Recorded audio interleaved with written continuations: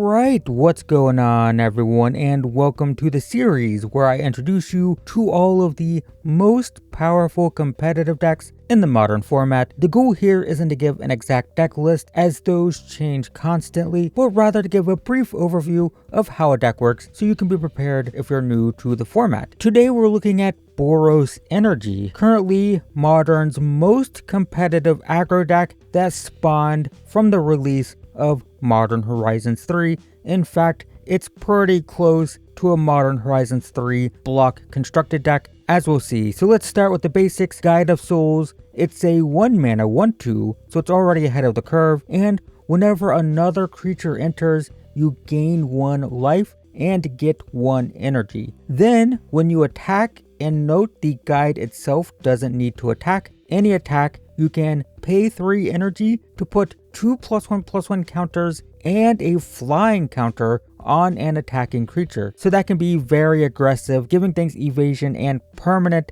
+2/+2. It pairs really well with Ocelot Pride. This is a 1 mana 1/1 with First Strike and Lifelink that says at the beginning of your end step, if you gained life, it makes a 1/1 white cat token. Then, if you have the City's Blessing, which means if you controlled 10 permanents at some point, you then create an extra copy of each token that entered the battlefield this turn. So normally the Pride would try to trigger itself, right? You attack with it, it has a life link, it gains a life, then it makes a token. But with the guide, when you play the cat, you're going to gain 1 life and get an energy, which in turn is going to trigger the cat and make a 1/1 at end of turn, and then that is going to re-trigger the guide, gaining another life and netting another energy. Plus, if you don't have creatures to cast, the guide can give the Ocelot Pride 2 +1/+1 counters and a flying counter, meaning you have 3 power flying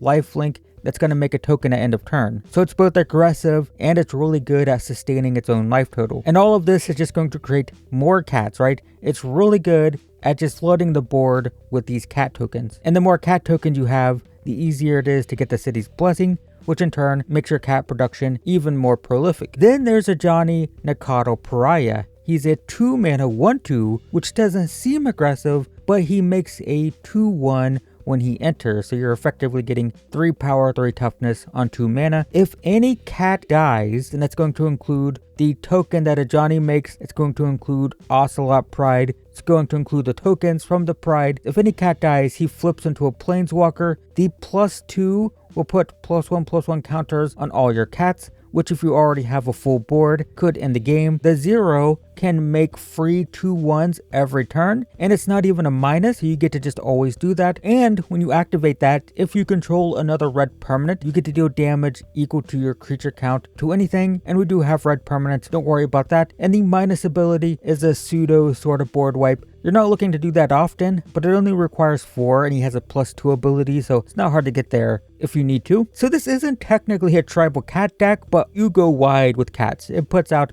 a whole lot of cats, lots of cat tokens, and it can make them very big sometimes. But back to the energy, there's Amped Raptor. It's a 2 mana 2/1 with First Strike, which is fine, and it gives you 2 energy when it enters. Then you exile cards off the top of your library until you reveal a non-land, so you're guaranteed to hit something, and then you can cast that card by spending energy equal to its mana cost. So if you hit Ocelot Pride, for example, you would need to spend 1 energy to cast it. So this is a very low curve deck. The 2 energy that the Raptor makes when it enters is enough to cast the majority of the cards in the deck. And you can imagine how powerful it would be paying 2 mana for this. It's a 2/1 and you hit like Ajani, which is a 1/2 that in turn makes a 2/1. Right, you get all this power for 2 mana. This thing produces a ton of power for very little mana. And then there's Phlage, which also produces a ton of power for very little mana. This is a Titan similar to the ones from Theros, meaning it sacrifices itself if you don't escape it. However, for 3 mana, even though it sacrifices itself, it's a Lightning Helix. It deals 3, gains 3. So it's a slightly worse Lightning Helix when you play it, with obviously tons of upside. So first off, it works really well with Ocelot Pride and Guide of Souls. It's an extra source of life gain for the token from the Pride, And while this is functionally a removal spell, it's basically a lightning helix. It's technically a creature entering the battlefield, so you're going to gain life and get energy from Guide of Souls. It can also escape for 4. Now remember that lightning helix effect triggers when it enters and when it attacks. So if you can pay 4 mana and escape it, it's gonna lightning helix again, and if you get to untap with it, you get to attack for 6 and lightning helix again. And the fun thing here is the deck plays Arena of Glory, so you can exert this for 2 mana, exert meaning it will untap the following turn. However, if you use this to cast a creature, it'll gain haste, so you can use it to escape Phlage, which when it enters, it's gonna deal 3, gain 3, then you can attack with it, deal 3, gain 3, and then have the 6 power attacking, all for 4 mana. And if you had Guide of Souls, for example, you could put 2+1/+1 counters on it and give it flying if you wanted to. So this can result in a massive power swing. The deck is also playing Galvanic Discharge and Static Prison, which are energy-based removal spells. The Discharge adds 3, then you can pay any amount of energy to deal that much damage to something. So if you needed to spend a bunch of energy to kill a big creature, you could. But also, if you were to kill like a 1 toughness creature, you would net 2 energy, right? You'd gain 3, then spend 1. Static Prison is an Oblivion Ring, but it's for 1 mana. The drawback is you have to spend 1 energy every turn to not sacrifice it, though it does produce 2 when it enters. And since this is a super aggressive aggro deck, as we just saw with the whole Phlage thing, taking something away for a couple turns is probably long enough to end the game. Other cards you'll see often include Fable of the Mirror Breaker, Blood Moon, and Lightning Bolt.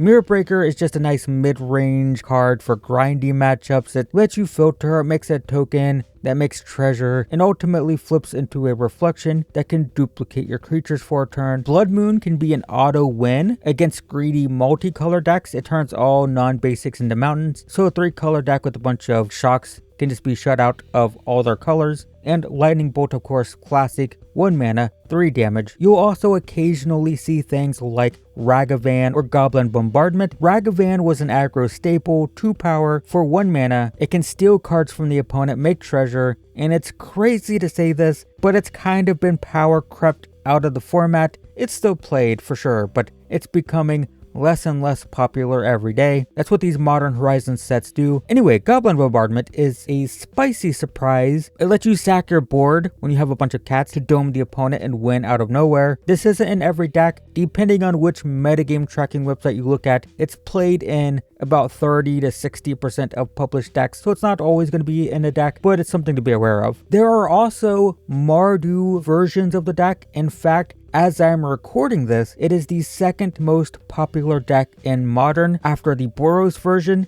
These 2 decks combined make up a scary high proportion of the metagame, so be aware of that if you're thinking about dropping a bunch of money on this thing. I mean, maybe the metagame settles down, maybe it can be answered, but this is a significant portion of the metagame. But the Mardu version is fundamentally the same deck. It plays like 90% of the same cards. However, being in black, it has access to black removal like Thoughtseize, Fatal Push, and Orcish Bowmasters, which by the way, the Bowmasters are a major reason Ragavan is unplayable now. But yeah, it basically plays these cards over Lightning Bolt and Blood Moon and maybe Fable. But the key cards, the fundamental reason you're playing black, is for Chthonian Nightmare and Ob Nixilis. The Nightmare gives 3 energy when it enters, then lets you sack a creature and pay X energy to return itself to hand, and a creature with mana value X, based on how much energy you pay, to return from the graveyard to the battlefield. So it's going to enter, make energy, then you can spend energy, return it to hand, reanimate something, then replay it, right, make energy. You do need to sack a creature, right? So you're not,